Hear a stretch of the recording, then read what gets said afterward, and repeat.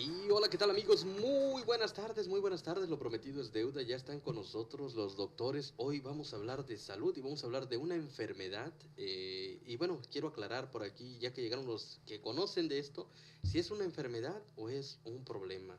Pero vamos a saludar qué les parecen nuestros invitados el día de hoy. Nos acompañan los doctores. Inicio con el doctor Augusto Elías. Bienvenido, gracias por estar aquí con nosotros, doctor. Buenas tardes. Buenas tardes. Y también está con nosotros Larry Díaz. Bienvenido, doctor. Muchas gracias por tenernos en el programa. Buenas tardes. El placer es nuestro. Bueno, doctores, si gustan presentarse, ahora sí, el lugar se los dejo a ustedes. ¿De dónde vienen? ¿Qué es lo que hacen? ¿Y cuál es su especialidad? Claro, yo soy originalmente de Puerto Rico, pero en términos de trabajo de Grand Rapids, trabajamos en Wyoming, en Metro Hospital de la Universidad de Michigan, y yo soy especialista en enfermedades de cerebrovascular, que está relacionado a la diabetes que vamos a hablar hoy. Y bueno, yo soy originario de Caracas, Venezuela. Tengo bastante tiempo acá en los Estados Unidos y junto con Augusto trabajamos en el Metro Health Hospital, que es de la University of Michigan. Y mi especialidad, yo soy un cardiólogo intervencionista y vascular también. Vamos a comenzar a hablar con la diabetes y Augusto nos va a comenzar a hablar de esto. Muy bien, entonces vamos a hablar de la diabetes. ¿Qué es la diabetes? La diabetes es una enfermedad sistémica que lo que pasa en el cuerpo es que se produce una hormona que se llama insulina y hay un problema en la producción de hormonas y de la recepción de hormonas, de esa hormona, de la insulina, en las células donde no funcionan. Y por ende, los niveles de glucosa o azúcar suben a niveles muy altos, entonces esto afecta muchos sistemas o órganos del cuerpo. Correcto, entonces hay deposición de estos depósitos de glucosa mezclado con proteína que afectan el funcionamiento de muchísimos órganos, como decía Augusto. Entonces tenemos afección, por ejemplo, de los vasos en el cerebro. Las personas que tienen diabetes tienen un mayor riesgo de tener strokes, por ejemplo. Hay afección de la visión, ya que afecta la vista, incrementa la predisposición a cataratas y a problemas de retina. Afecta el corazón, ya que incrementa el riesgo de infarto de miocardio o heart attacks. Afecta a los riñones. Muchos pacientes con diabetes descuidada tienen problemas renales que muchas veces terminan requiriendo diálisis. Afecta la circulación de las arterias en las piernas y muchos pacientes con diabetes descuidada terminan teniendo amputaciones de las piernas. O sea, como podemos ver, afecta una gran cantidad de órganos y compromete gravemente la calidad de vida de los pacientes que tienen este problema o esta enfermedad. Una pregunta que está fuera del libreto, pero me gustaría hacerla. ¿La diabetes es una enfermedad o es un problema? Porque se deriva de la falta de la producción de insulina, ¿no? ¿Eso se podría catalogar como una enfermedad? Es una enfermedad y es una enfermedad grave por, como comenté, es lo que yo llamo un matador silente, porque muchas veces la gente tiene diabetes, ni siquiera sabe que tienen diabetes hasta que llegan al hospital y ya a esas alturas del partido tienen más o menos un 70% de la función del páncreas, que es donde se produce la insulina, afectada. Y entonces ya se convierte en un problema generalmente y lamentablemente irreversible, donde lo que se puede hacer es evitar que siga progresando, pero no se puede recuperar el daño que ya le ha causado a los diversos órganos. Doctor, si es una enfermedad, ¿por qué no tiene cura? Es una muy buena pregunta.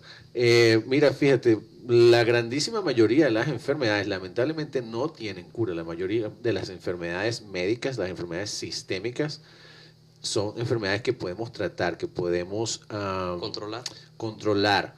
Claro que eso es como estamos hoy en día. Lo que estamos buscando la comunidad médica con un gran esfuerzo es tratar de educar tanto a los pacientes como a los mismos médicos para hacer una detección temprana e inclusive mucho mejor para tratar de prevenir, porque parte de esto es prevenible. Lo que pasa es que hay que comenzar a trabajar en esto cuando estamos de niños. Hay que comenzar a educar a los niños a que coman mejor, a que hagan más ejercicio, etcétera. Y hay varias campañas que están ocurriendo a nivel nacional donde se está estimulando a que los niños hagan más ejercicio, más deporte, a comer mejor calidad y menor cantidad de cosas con azúcares procesados, etcétera. Doctor, Elías, ¿usted considera que la diabetes es una enfermedad muy grave? Sí, correcto. Y como le había dicho el doctor Larry Díaz, es una enfermedad que por el momento no hay cura y lo más importante hoy en día es prevenirla y ya que la gente la tiene, entonces es como la vamos a manejar para que entonces estos efectos dañinos no se exacerben y causen un daño irreparable. Muy bien. ¿La diabetes solamente es un solo tipo de enfermedad o hay diferentes tipos de diabetes? ¿Puede ser una más fuerte, más baja? ¿Cómo es la diabetes? Hay varios tipos de diabetes, pero las dos más comunes es la que llamamos el tipo 1, que es una enfermedad que ocurre en la mayoría de las personas, son niños, son los adolescentes, donde el sistema propio del cuerpo causa una reacción autoinmune o las defensas del cuerpo atacan las células del páncreas que producen la hormona insulina. El otro tipo es el tipo 2, que es la más común y con más frecuencia ocurre a la edad media, en los 40, 45 años, donde se produce un poco de insulina, pero no a los niveles que se necesita para que las células respondan a estos niveles altos de azúcar o de glucosa. La que queremos prevenir, bueno, las dos las queremos prevenir, las queremos manejar, pero entendemos que con la diabetes del tipo 2, que es la más común, es la que está más relacionada con disturbios de dieta, de gente que sea más sedentaria, que no haga ejercicio. La obesidad está muy relacionada a este tipo de diabetes tipo 2. Muy bien. ¿Cuál de las dos es más grave? ¿La 1 o la 2? Mira, no se trata de cuál es más grave o que no, lo que pasa es que son distintas por el momento, por la sencilla razón de cuándo se presentan. La diabetes tipo 1, como decía el doctor Elías, es genética y se comienza a manifestar alrededor de los 5 años de edad muchísimas veces. Entonces ya cuando estos pacientes tienen 25, 30 años, ya tienen 20 años con diabetes, ¿me entiendes? Cuando la diabetes tipo 2 se diagnostica, como temprano la diagnosticas por ahí a los 35, 40, entonces esa gente tiene un tiempo menor de exposición a la enfermedad. Una persona con diabetes tipo 1 llega a los 40 años, ya tiene entre 25 y 30 años con el problema. Entonces no es que una sea más grave que la otra, simplemente una se presenta mucho más temprano que la otra. Muy bien. Estamos teniendo preguntas. Yo quiero agradecerle al público que está mandando por ahí vía Facebook. En breve vamos a leer sus inquietudes. Si pueden escribirnos, por favor, dejen cualquier pregunta. Es importante porque no tenemos la dicha de tener a dos especialistas que nos hablen de este tema que es muy serio y como bien lo mencionaban los doctores, está atacando mucho a nuestra comunidad. Es el enemigo silencioso o el asesino silencioso que no sabes cuándo cuándo te va a atacar. Vamos a continuar con nuestra entrevista. La diabetes aumenta el riesgo de padecer enfermedades importantes como un ataque cardíaco y un derrame cerebral. ¿Por qué? Bueno, como el doctor Díaz había dicho anteriormente, en estos dos tipos de enfermedades o de ataques cerebrovasculares como el ischemic stroke, el ataque del cerebro o el ataque del corazón, el ataque isquémico del corazón, es que la diabetes afecta directamente los vasos sanguíneos que llevan sangre y oxígeno a estos órganos tan importantes. Cuando se afectan estos vasos pasa una reacción inflamatoria donde entonces se tapa el vaso sanguíneo y no llega oxígeno a estos órganos como el corazón o el cerebro. Entonces los pacientes padecen del ataque del corazón o el ataque isquémico. Entonces aquí es que entra la especialidad de nosotros. Nosotros ya entramos, el doctor Díaz y yo entramos allá a un nivel más alto cuando ya esta enfermedad está en un proceso agudo, donde está pasando el ataque. Y entonces por medio de catéteres nosotros accesamos las arterias y llegamos a esta área que está en peligro y que está tapada, la arteria está tapada. Entonces extraímos el coágulo de sangre que se forma en el vaso sanguíneo para prevenir que siga o ocurra el stroke o el ataque del corazón. Muy bien. Entonces, esa es una de los riesgos que provoca la diabetes. Ese es uno de los órganos que están afectados por la diabetes. Una vez que una persona tiene diabetes, ya que ahora están en mayor riesgo de sufrir ataques cardíacos y accidentes cardiovasculares, ¿hay algo que puedan hacer para reducirla? Sí, bueno, mira, fíjate, como todo lo demás, es importante que personas que tienen factores de riesgo, ¿cuáles son los factores de riesgo? Obesidad, hipertensión, personas que tienen una dieta que saben que no están comiendo bien, ¿verdad? Personas que tienen en su familia, su papá o su mamá, o un hermano o una hermana que tuvieron en el pasado un ataque de corazón o un ataque de cerebro. Estas son personas que tienen factores de riesgo. Si tú tienes factores de riesgo, deberías ir a verte con el médico. Entonces el médico te va a hacer un chequeo, te va a medir ciertas cosas, exámenes de sangre y otro tipo de pruebas que van a determinar primero si tienes diabetes. Si tienes diabetes, entonces ahí comienza a entrar en parte un sistema de un equipo multidisciplinario donde tiene que estar involucrado idealmente una persona que sea especialista en diabetes, que son los endocrinólogos. También trabajar conjuntamente con una persona, con un nutricionista, para que dé, tú sabes, educación con respecto a la dieta.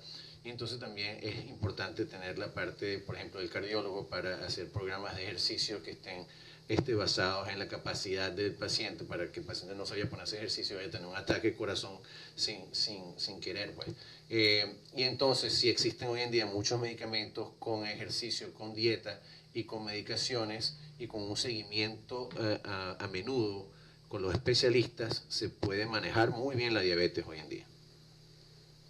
Muy bien, tengo una pregunta por acá que va relacionada con lo que acaba de decir. Dice, ¿por qué es necesaria un catéter y no se usa una vena alternativa como trasplante? Esa es una buena pregunta.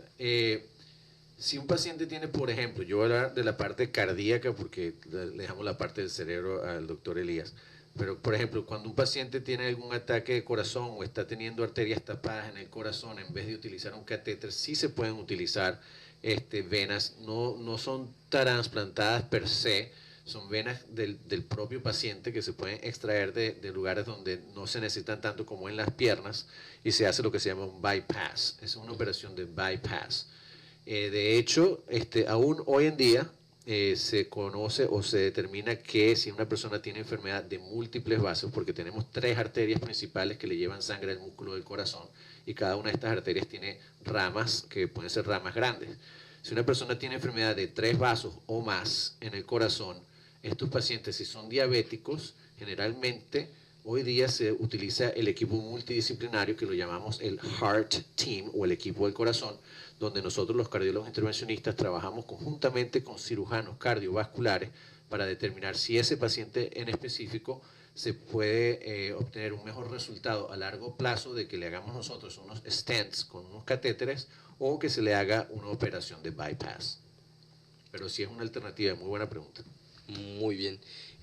Doctor, ¿una persona con diabetes puede donar sangre? Sí, una persona con diabetes sí puede donar sangre. O sea, las personas que casi nunca pueden donar sangre son porque tienen enfermedades previas que son transmisibles, y por eso es que no pueden donar la sangre, porque ponen a las personas, otras personas en alto riesgo. Pero una persona con diabetes sí puede donar sangre. O sea, una persona con diabetes sí es factible para donar sangre. Correcto. Muy bien. ¿La diabetes y la obesidad están vinculadas o son cosas diferentes? ¿Cómo no tiene nada que ver una con la otra? No, la diabetes está muy alta correlacionada con la obesidad, especialmente la de tipo 2. El llevar una dieta no muy saludable, que es lo que pasa cuando la obesidad ocurre, predispone a los pacientes a sobreutilizar estas células del páncreas, que son las que producen la hormona de la insulina, y cuando se están sobreutilizando y poniendo en estrés esta área, pues entonces empieza a fallar en la producción de insulina, y esto es todo dado a la obesidad. Entonces predispone el paciente a tener el tipo de diabetes tipo 2. Ahora, es importante porque está perfectamente bien lo que dice el doctor Elías, pero muchas veces entonces la gente dice, todo obeso es diabético y todo diabético es obeso, y ninguno de esos dos statements son correctos. La obesidad predispone a la diabetes, pero no todo obeso es diabético, ni todo diabético es obeso. Hay diabéticos que son flacos porque han tenido problemas hereditarios, etc. Ahora, si tú eres obeso y no eres diabético, tienes un alto riesgo de convertirte en diabético en cualquier momento. Entonces, la obesidad es un problema grave que predispone a la diabetes tipo 2. Correcto. Muy bien. Al igual que la diabetes, la obesidad es otra enfermedad que aumenta drásticamente el riesgo de una persona de padecer otras afecciones potencialmente mortales. ¿Cómo tiene un impacto tan grande en la salud de una persona? Bueno, voy a comenzar yo, después le doy la palabra al doctor Elías. Fíjate, la diabetes, la obesidad, como dijimos, ya predispone a la diabetes, pero también predispone a la hipertensión. Ahora, la obesidad es un factor de riesgo más. Yo siempre le explico esto a los pacientes como si tú tienes, por ejemplo, tú tienes diabetes y eres obeso y eres hipertenso y fumas y tienes el colesterol alto, todos esos son factores de riesgo. Todos ellos suman. La diabetes multiplica.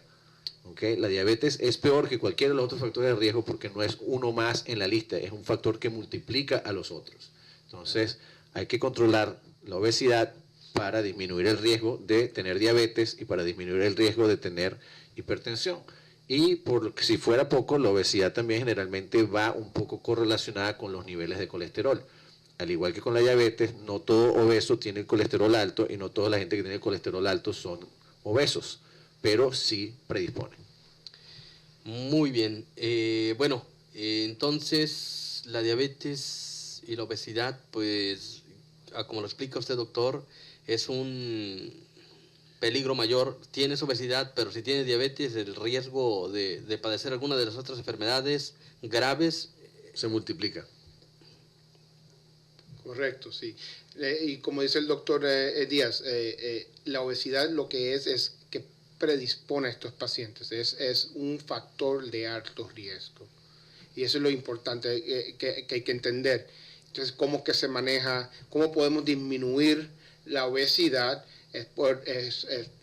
Al disminuir este factor, hacer ejercicio, es una de las cosas que recomendamos nosotros los médicos, una dieta que sea sensible, que se pueda llevar, que tenga el colesterol bajo en sal, bajo en azúcar, prevenir también utilizar cigarros, el tabaco, el alcohol también predispone. Entonces, si empezamos a sumar todos estos factores y los ponemos juntos, además de la diabetes, pues ya estamos multiplicando o triplicando, o sea, sea triple el factor de riesgo de tener entonces un ataque del corazón o un ataque del cerebro. ¿Los cigarros estos electrónicos también son beneficiosos para la salud o empeoran? No, se puede decir que sí son mejores que la alternativa de fumar un cigarro o un cigarrillo. Pero eso todavía, estos vapes, ya que sea, lleva también el ingrediente que es nicotina. Y la nicotina es la que está altamente relacionada primero que uno se pone adicto a ella, y lo segundo es que la nicotina es el ingrediente que causa estos efectos del tabaco. Por otro lado, doctor, normalmente hay productos que dicen ser saludables, pero resulta que muchas veces están transgiversados porque si son bajos en azúcar, son altos en sodio, o solamente por decir, no sí. Conozco las etiquetas, pero ¿qué nos puede decir? Esa es una muy buena pregunta y es muy cierto, ¿no? Cuando te dicen bajo en sal, no es que es bajo en sal, es que tiene menos sal que el otro producto, ¿no? Mira, al principio cuando uno comienza a hacer esto de comer una dieta saludable, es muy cierto que el primer mes sobre todo es un poco pesado porque tienes que pasar muchas horas en el supermercado. Cuando normalmente tú ibas por 15 minutos y tirabas 5 cosas en el carro, ahora tienes que pasar por lo menos media hora buscando una cosa que te tuviera, bueno, mira, esto tiene tanto de sodio, tiene tanto de azúcar, tiene tanto de grasa, pero sí existen productos que sí tienen una calidad suficiente como para producir una buena dieta. Ahora, quería, antes de seguir con la parte, me gustó la parte de los vapes. Yo lo que le digo a mis pacientes es que no es que es mejor que el cigarrillo, es que es menos peor, que no es lo mismo.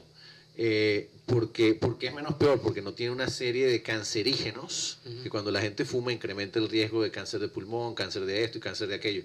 Con respecto a lo que es salud cardiovascular, los vapes son tan o peores que el cigarrillo común porque tienen nicotina. y la gente lo utiliza muchísimo más porque tiene un olor agradable, tú sabes, lo pueden utilizar donde sea porque no está prohibido que la gente utilice el vape dentro de la oficina porque no le molesta a la otra gente. O sea, es un problema, es otra culebra silenciosa que le digo yo. Hay que tener mucho cuidado. Que prácticamente te está matando como el azúcar, ¿no? Disimuladamente. Muy deliciosa, pero es asesina, ¿no? Correcto. Bueno, continuando con nuestra charla y no saliéndonos del tema, ¿en qué momento se considera entonces que una persona es obesa en comparación con el sobrepeso? En la medicina, últimamente lo que estamos usando es una manera de escala que se llama el BMI o el Basic Metabolic Index o índice de basal metabólico. Esto está basado en estatura y en peso relacionado con la estatura. Entonces se le califica un número al paciente. Cuando el paciente o cuando uno va al médico primario, se le hace esa evaluación donde se categoriza el paciente basado en la escala. Por ejemplo, un número de 30 o más en esta escala ya se considera obesidad.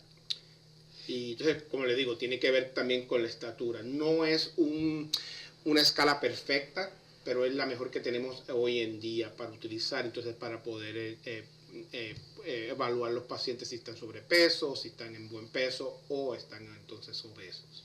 Tenemos un montón de preguntas acá muy buenas, creo que todas relacionadas. Ojalá nos alcance el tiempo y ustedes nos las puedan contestar. Me llamó la atención una en cuanto a la diabetes. Dice que una persona diabética podría tener problemas para salir a paliar la nieve. Sí, es importante saber si son diabéticos porque las personas que son diabéticas tienen una mayor tendencia a sufrir de algo que se llama neuropatía. Y la neuropatía lo que significa es que ellos pierden la sensibilidad tanto en las yemas de los dedos de las manos como en los pies. Entonces, por ejemplo, si un paciente tiene ya una diabetes un poco avanzada con neuropatía, es decir, que tiene compromiso de la sensibilidad, ellos pueden tener los pies ahí y no sienten que se les está congelando, por ejemplo. Y eso puede ser peligroso. También si no se han visto con el médico y tienen diabetes de larga data, puede ser que tengan enfermedad cardiovascular que no sepan. Y mira, sí se ve con frecuencia en las épocas de nevadas fuertes que la gente comienza a paliar nieve, ya sean diabéticos o no, y ocurren muchos infartos porque la gente no sabía que tenía problemas de corazón hasta que comienza a paliar la nieve y les da el infarto. Paliar la nieve es un ejercicio bastante severo, o sea, la gente no se da cuenta porque con el frío y tal, uno está ahí y no se siente ni que le está dando calor ni nada, y cuando te das cuenta es un ejercicio de bastante consumo metabólico, y la gente si no está en forma y si no saben cuál es su condición médica, yo les recomiendo que se busquen a alguien más joven que los ayude a paliar la nieve. Perfecto, bueno, muchas gracias. No nos queremos salir del tema porque es muy importante, pero también son importantes sus preguntas, sus dudas. Tratamos de llevarle este programa con la mejor intención de que usted pues empiece a pensar en su salud. Vamos a pensar que una persona es obesa ya porque así creció, así ha nacido eso. ¿Qué se puede hacer al respecto, ya que muchas personas han probado varias dietas y han intentado de todo y simplemente no funciona, doctor, o doctores, no funciona? Hay gente que en realidad se puede matar en el gimnasio, pero no bajan de peso. ¿Qué nos dicen sobre eso? Sí, bueno, primero, nadie nace obeso, eso es lo primero que hay que entender. ¿En realidad? En realidad. Yo he visto bebés que están bien bueno, gorditos. Salen más llenitos, sí, pueden salir, pero y pueden tener que, la mamá, por ejemplo, tuvo una diabetes gestacional y el niño sale más grande y sobre de peso, pero por lo general los niños no nacen obesos, eso no es algo muy común. Puede haber enfermedades que pueden predisponer a un niño, a un recién nacido a ser obeso. Pero eso lo quería aclarar.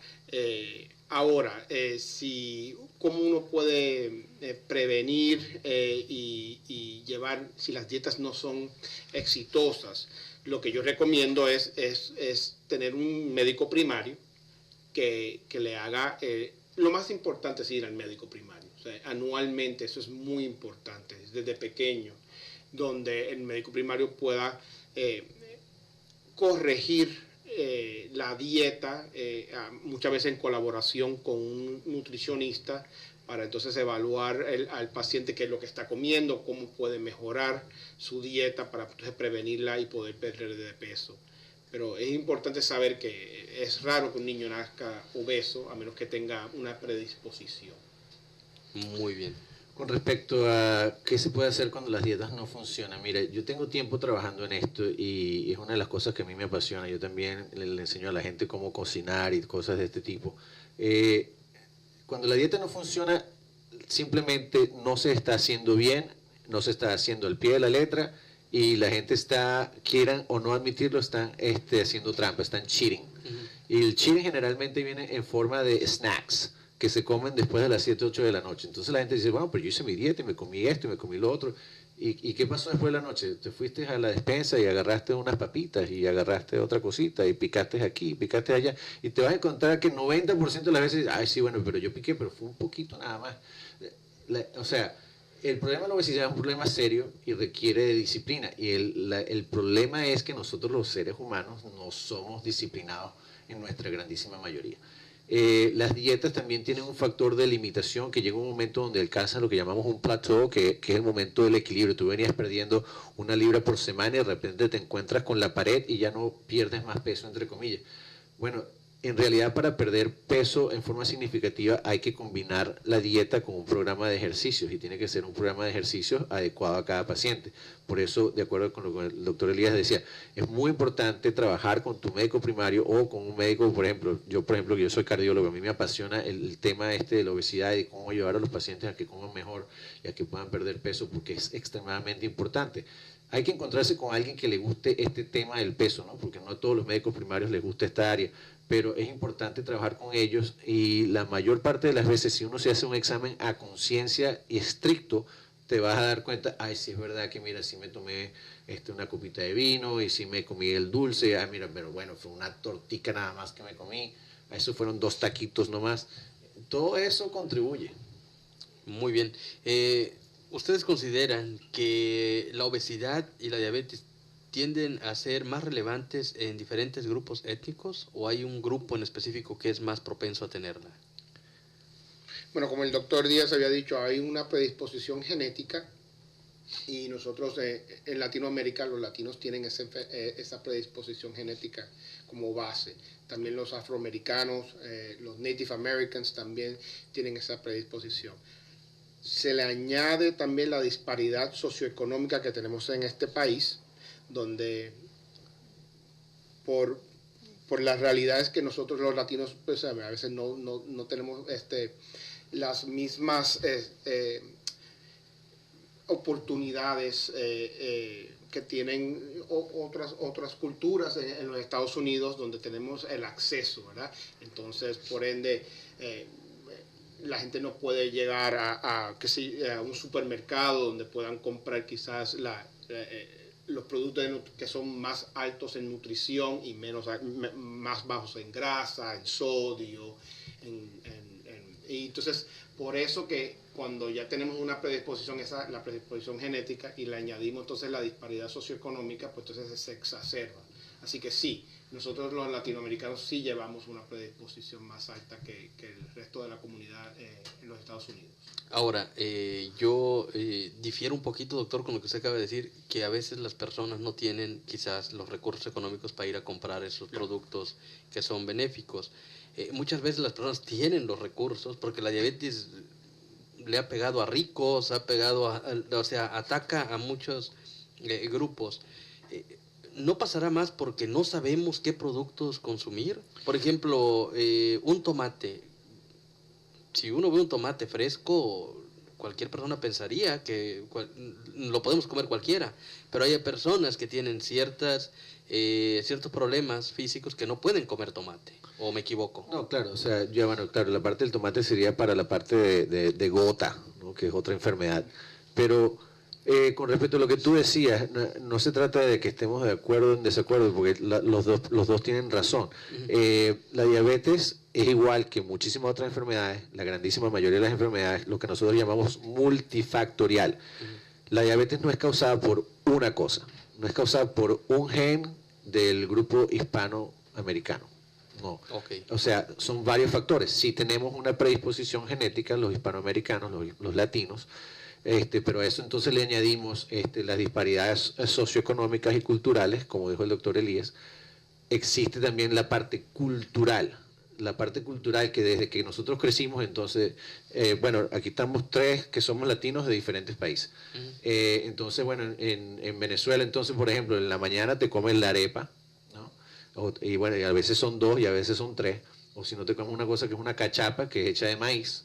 Y para el almuerzo entonces te comes otra cachapa y en la cena te comes una yaca, ¿no? Entonces todo eso son, en México, bueno, entonces como le decía yo viajo mucho a México y siempre veo con mucha curiosidad que ellos comen más de una porción de carbohidratos por plato. Entonces tienes los 2 taquitos con 2 tazas de arroz. Y bueno, pero están comiendo carbohidrato doble. Y tu pedazo, y tu pieza de pan con el café. Ahí el pan, exacto. Entonces tienes tres servidas de carbohidratos en una sentada. Entonces, eso ya es algo que es cultural también, ¿no? Entonces, sí, es polifacética o multifactorial. Tenemos problemas genéticos, tenemos problemas de disparidad económica, tenemos la cuestión cultural, y cuando uno trata, sobre todo la parte cultural, de corregirla y decirle al paciente, mira, no te puedes comer 2 tazas de arroz con 2 taquitos y un pedazo de pan, y entonces lo ven a uno como si uno tuviera 3 cabezas, ¿no? Doctor, pero usted quiere que yo coma. Loco. ¿Me va a matar? Yo soy mexicano. Oye, güey, entonces, ¿qué onda? Ahora, pastor, perdón, doctor. Pastor también, ¿no? Tacos del pastor, tacos del pastor. No, son muy famosos los tacos del pastor. Doctor, aquí la pregunta es, ¿a qué edad es más propensa una persona a tener diabetes? Entonces, como le estaba diciendo, y volvemos a hablar de los tipos de diabetes, el tipo 1 y el tipo 2.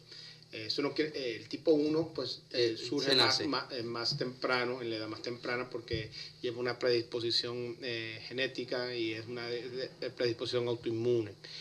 La del tipo 2 empieza a aparecer a los 30, 45 años, como dijo el doctor Díaz. Eso no quiere decir que el tipo 2 no puede empezar antes. Si hay un niño que es obeso y los factores de riesgo están ahí, pueden tener la diabetes tipo 2. También se ha visto que hay personas que son adultos y también tienen la diabetes tipo 1. Así que la edad es un guía más que nada, pero las dos enfermedades pueden pasar a cualquier edad. Lo que pasa es que una es más común que la otra en esos tipos de edades que acabo de mencionar. Muy bien.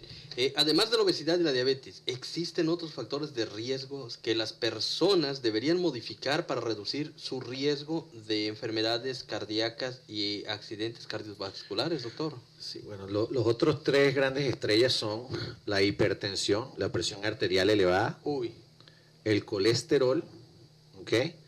Y el cigarrillo. Esos 3, conjunto con la diabetes y conjunto con la obesidad, son los 5 grandes, porque de resto los otros factores de riesgo son edad. Si eres mayor de 55 años ya es otro factor de riesgo, y si eres masculino, si eres un varón, tienes un mayor riesgo que las mujeres.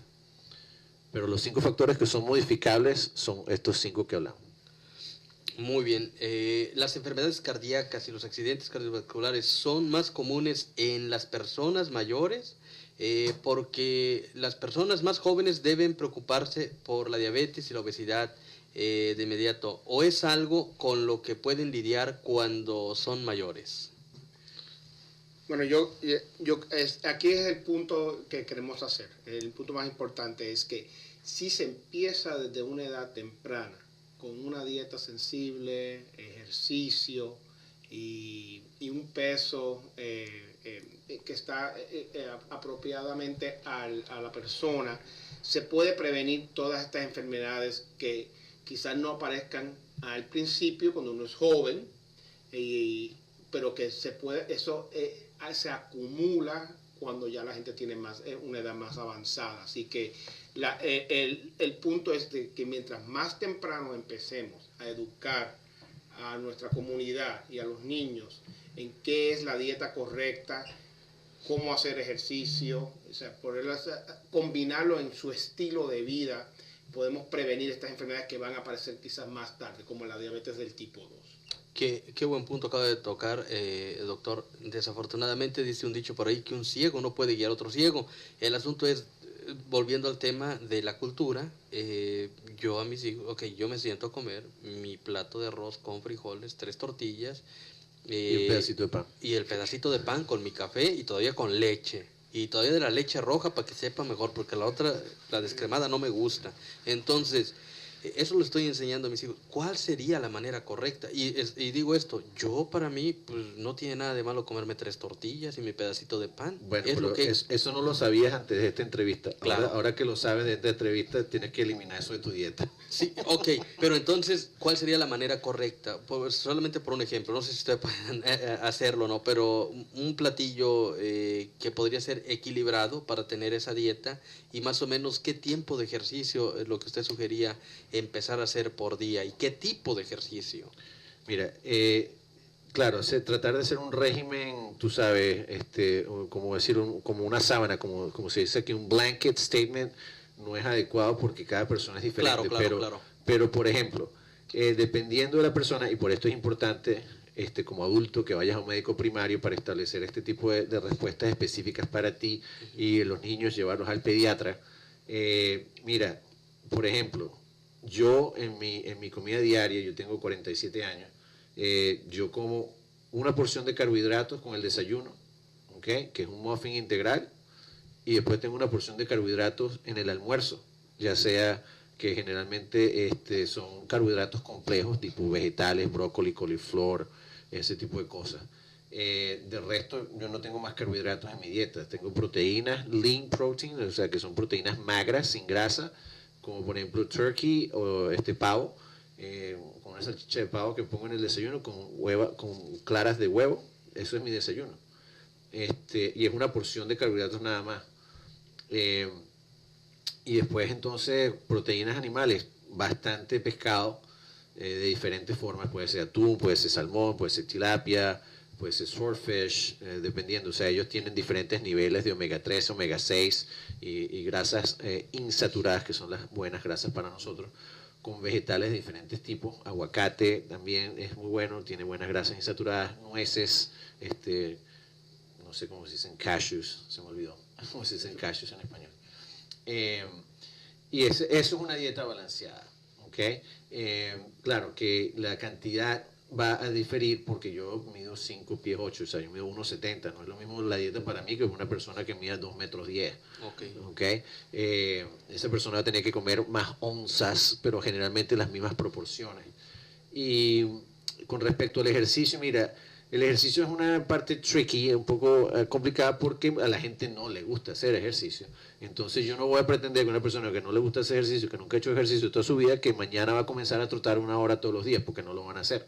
Entonces yo siempre comienzo con mis pacientes poquito a poco y digo, bueno, mira, si tú lo que puedes ir son 5 minutos hoy, ok, fine. Entonces hoy vas a caminar 5 minutos lo más rápido que puedas de aquí hasta allá. Y entonces por una semana caminas 5 minutos. La semana que viene te subes 2 minutos, entonces caminas 7 y después subes 3 más, vas a 10. Así hasta que llegues a un momento donde puedas hacer media hora diaria, al menos 5 días por semana, es lo ideal. Okay. No tienes que comenzar ahí. El problema no te llegó hasta aquí en 2 días. Entonces tampoco la solución tampoco va a ser en 2 días. Mientras más suave comiences, mejor te va a ir. Y mira, hay gente que le gusta trotar, hay gente que le gusta hacer pesitas pequeñas con música, hay gente que le gusta hacer zumba. Mira, yo siempre le digo a la gente, ¿cuál es el ejercicio adecuado? Cualquier ejercicio aeróbico que turns you on. Algo que te guste, que te excite, que te haga feliz. Es más probable que tú te quedes haciendo eso que todos los días vayas a hacer algo que te fastidia. Y un poco siempre es mejor que nada. Porque no hiciste, si tenías en tu plan de ejercicio media hora el día de hoy y dices, nada más tengo 5 minutos, no lo voy a hacer. Mejor hacer esos 5 minutos que no hacer nada. Es lo mismo, también tenemos que entender, nosotros somos seres humanos Y sí hay una tarta de bizcocho, un weekend, o sea, hay que ser sensible también. Si uno se pone muy estricto, no va a seguir nunca una dieta sensible. O sea, lo importante es que sí, la realidad es que de vez en cuando sí se puede dar una copa de vino, sí uno puede comerse, yo llego de Puerto Rico en las Navidades, sí voy a comer pernil. O sea, eso no lo voy a pasar de hacer porque eso es mi cultura, pero también no es que voy a comer pernil todos los días por 2 semanas o 3 semanas, o sea, poco a poco. Muy bien. Bueno, es bien interesante. Lo que ustedes nos acaban de compartir es una joya. Es algo que yo creo que mucha gente afuera estamos sin saberlo. Principalmente yo me quedo con lo de los carbohidratos. Yo me como 3 tortillas y para mí es una porción, pero en realidad que yo llevo 3. Y aparte mi panecito, y aparte mi arroz y mis frijolitos, te llevo como 7, o sea, puros carbohidratos. No me metí nada saludable. ¿Qué pasa esto? Hay personas que tienen, nada más decir, en la familia, bendito Dios que no todos son diabéticos, ¿verdad? Pero ¿qué pasa? Dice la familia, ok, tú no tienes que comer tanta azúcar porque tú eres diabético, pero yo sí. Entonces siguen trayendo la misma despensa. Y empieza ese. Entonces la persona que está tratando de luchar, de cuidarse, pues ve que el hermanito o la mamá agarró el chocolate, agarró lo que decía usted, el bizcocho, el pastel, y se lo están comiendo, y el otro dice, es que yo quiero cuidarme. ¿Cómo poder hacer conciencia en eso? Obviamente yo creo que eso ya va más con un psicólogo, pero no sé si eso afecte a las familias. No, mira, hay que comenzar en casa y hay que comenzar desde que son chiquitos. No hay otra manera. Y bueno, como decías tú, o sea, a ti te va a tocar entonces ahora cambiar y dar el ejemplo. Y muchas veces, mira, la cosa no funciona, sino es que, bueno, mira, no se compran más 3 bolsas de tortillas cada vez que vamos para el supermercado, vamos a comprar una, y eso nos tiene que durar el mismo mes que nos duraban las 3. Es decir, entonces vamos a tener que disminuir la cantidad y hacer las porciones más pequeñas y entender que uno no tiene que comer hasta que se le va a salir el botón de la camisa disparado, ¿verdad? Sino hasta que tú dices, mira, ya sí, yo no estoy bien. Y generalmente porque uno creció con la idea de que no podías dejar nada en el plato, ¿no? Pues los padres de nosotros crecieron en la época de la Segunda Guerra Mundial y entonces nos criaron a nosotros que no podíamos dejar nada en el plato, y eso es lo que hemos estado transmitiendo nosotros últimamente. Y hay que entender que eso no es apropiado. Tienes que comer hasta que tú te sientas bien.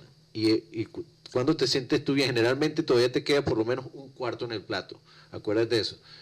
Una vez que tú descubres el trigger otra vez, porque ahorita uno ya eso lo tienes dormido, ese reflejo ahorita no lo tiene, pero poquito a poco llega.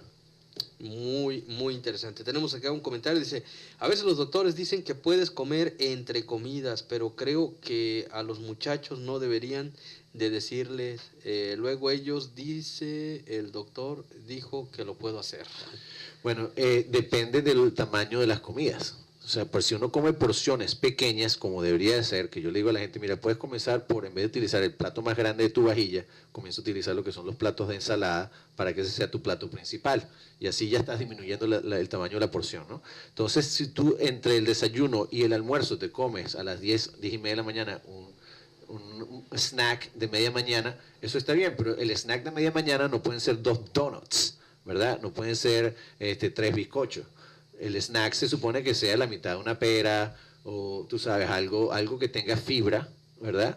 Para que eso te produzca fibra, que la fibra con tomar agua, que también es muy importante y no lo hemos mencionado, tomar agua se expande en el estómago, te da menos hambre, y estás proviendo a tu cuerpo con un material que no le va a causar ningún tipo de trastorno con respecto a las calorías o con respecto el azúcar o las grasas. Es un material bastante saludable, pues. Y el snack de media tarde, bueno, es la otra mitad de esa pera o de la mitad de la manzana. ¿Okay? Frutas que tengan un índice glicémico bajo, que significa que tienen una concentración de azúcar baja. Fíjate que no dije una mitad de una patilla, ¿no? Porque la patilla es un dulce, básicamente. Muy bien. Bueno, tenemos por acá más mensajes. Quiero leer solamente los que estamos por acá, pero sí me gustaría leer uno que está por aquí. Dice, vuelven a hacer la misma pregunta. Dice, ¿por qué los productos dietéticos son más dañinos que los normales? ¿Por qué es eso, doctor? Pues, ¿para qué los ponen? Bueno, yo no diría que son más dañinos. Eso hay que tener cuidado porque la gente se pone a leer por internet y tú tienes acuérdate que internet, Doctor Google no fue a la escuela de medicina. Lo que tienes que tener cuidado es que no tengan materiales artificiales, por ejemplo, edulcorantes artificiales tipo aspartame, eso sí no son necesariamente recomendables. Pero yo no pondría todo bajo una etiqueta de que las cosas dietéticas son dañinas. Muy bien. Bueno, gusto que... Sí, no, yo creo que también tienen que ver cómo están estos productos dietéticos. O sea, hay mercadeo alrededor del producto también. Entonces, lo que quieren vender el producto. Y a veces vendiendo el producto dicen, bueno, pues tiene bajo en grasa. Entonces uno también puede malentender que dice, bueno, está bajo en grasa, pero entonces como está bajo en grasa puedo comer el doble del producto. O sea, lo que hay que tener es conciencia, estar educado de lo que estás comprando también. Y no es que vas a comer productos de dieta todo el tiempo, es cómo lo vas a combinar con la dieta en frutas, en fibras, con proteínas, y hacerlo parte de un complemento de dieta, no solamente productos de dieta. Sí, a mí la palabra dieta no me gusta porque siempre tiene esa idea de que tú estás haciendo algo especial. A mí me gusta decirle más bien alimentación. Sí. ¿Okay? Porque cuando tú te estás alimentando, tú estás haciendo algo que haces a diario, que es lo que vas a hacer por el resto de tu vida. Cuando la gente piensa en dieta, dice, bueno, yo voy a hacer dieta por 3 meses porque tengo la boda de la prima de la hermana, y entonces me quiero poner flaco o flaca para poder ponerme el vestido o el traje. No, esto tiene que ser un cambio de cultura, tiene que ser un cambio de cómo vemos, cómo entendemos y cómo sentimos nuestra alimentación. Porque el cuerpo de nosotros es un templo. Como lo tratemos, serán los resultados que vamos a tener. Muy bien. Nos pregunta por acá, ¿qué significa o qué es un coma diabético? Bueno, fíjate, un coma diabético puede suceder porque de repente la concentración de azúcar en la sangre llega a ser tan elevada que las personas pueden perder el conocimiento. O sea, eso ya es una manifestación aguda, significa que pasa de inmediato. Es una manifestación aguda de un problema que venía subyacente, ¿no? Venía, como decimos, la culebra silenciosa estaba ahí y la persona o no sabía que era diabético o muchas veces lamentablemente pasa que saben que son diabéticos y no se toman las medicinas porque se molestan, porque están hartos de tomar medicina y de pullarse los dedos y etcétera. A veces se deprimen y no se toman las medicinas y llegan con una manifestación aguda, severa de la diabetes que es una forma extrema, inclusive peligrosa, la gente se puede morir. Después de escuchar esto, quizás haya personas que nos van a estar viendo en el video o nos están viendo o nos han escuchado. Dice, yo soy diabético, ¿cuáles son los síntomas? ¿Cuándo me tengo que hacer un chequeo para poder...? Tienes que hacer bueno, si eres una persona obesa, deberías ya marcar la cita con tu médico primario para que te examinen. Si no eres obeso, pero tienes gente en tu familia directa, tu papá, tu mamá, tus hermanos, alguien de tu familia directa es diabético, no sería una mala idea de que te hagas un examen también con tu médico primario para que te averigüen si eres diabético. Los síntomas típicos de presentación de primera de un paciente que tenía diabetes que no sabía son que de repente se notan que tienen mucha sed, que están orinando mucho y que están comiendo de más de lo que comían. Que están como con hambre todo el tiempo, que están todo el tiempo que quieren más agua, o más líquido, el líquido que sea, que no sea alcohol, y que están orinando muchísimo. Esos son los 3 así clásicos, pues. Muy bien. Bueno, pues nos tenemos que despedir. Muy interesante esta plática. Si usted está todavía por ahí escuchándonos, tiene alguna duda, deje su comentario y obviamente pues aquí están las respuestas. Algo que les gustaría compartir acerca de los servicios cardiovasculares que ofrece Metro Health. Bueno, yo voy a hablar de la parte cerebrovascular porque yo soy el que dirijo el programa cerebrovascular ahí en Metro University of Michigan. Lo que queremos dejar saber a la comunidad latina y a todo el mundo que está oyendo es que nosotros estamos certificados para tratar las enfermedades más agudas y crónicas y tenemos la certificación más alta en esta área de Wyoming. Hay otros hospitales que también llevan la certificación, pero que sepan que nosotros tenemos las mismas calificaciones y la calidad de servicio en Metro Hospital. Bueno, pero acuérdate que en los otros hospitales no tienes a Augusto Elías. This is the star man, ¿ok? Además que te trata como que si tú fueras hermano de él. En la parte cardiovascular, bueno, mira, te podemos decir también, nosotros somos un centro de servicios cardiovasculares con una gran calificación a este nivel, sobre todo con la parte de gente con infarto de corazón y con la parte de personas que tienen problemas de circulación en las piernas.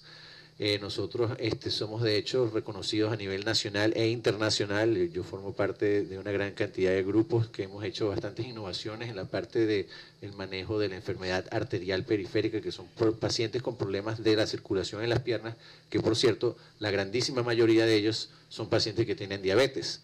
Entonces tienen diabetes y no saben que tienen problemas de circulación en las piernas. Nosotros somos altamente calificados y expertos en esta materia. Y además que siempre, como dijimos, tenemos el toque latino. En otra parte no hay. Muy bien. Bueno, pues si usted, esperemos que no sea así, pero de ser así, está experimentando algo extraño en su cuerpo, pues ya escuchó a los expertos. Le van a atender en español, que mejor. Muchas veces es una barrera importante porque no se transmite o no se entiende y el paciente queda con más dudas que con la enfermedad. Todavía le sumas la enfermedad y las dudas, pues muerte segura, ¿no? Claro, porque no es solamente el lenguaje, es la cuestión cultural. El approach cultural que vamos a tener nosotros no va a ser el mismo que el que tiene por medio de un traductor. Exactamente. Doctor Augusto Elías y doctor Larry Díaz, muchas gracias por estar aquí con nosotros el día de hoy y gracias por la información. Esperemos no sea la última vez que nos visiten y seguir haciendo conciencia, porque es bien importante este tema de la salud. Muchas veces decimos, a mí no me está afectando, está enferma mi mujer, pero yo estoy bien, ella porque no se cuida. Pero viene a desarrollar un tema mayor que son los hijos, y además cómo poder cuidarnos nosotros y prevenir, que es lo más importante. Siempre a la orden. Muchas gracias por tenernos en tu programa. Saludos a toda la comunidad. Siempre estamos pendientes y disponibles para ustedes. Muchas gracias. Siempre un placer, Chuy. El placer es mío. Muchas gracias. Nosotros continuamos aquí en La Mejor QR. Quédese con nosotros. Gracias por su preferencia.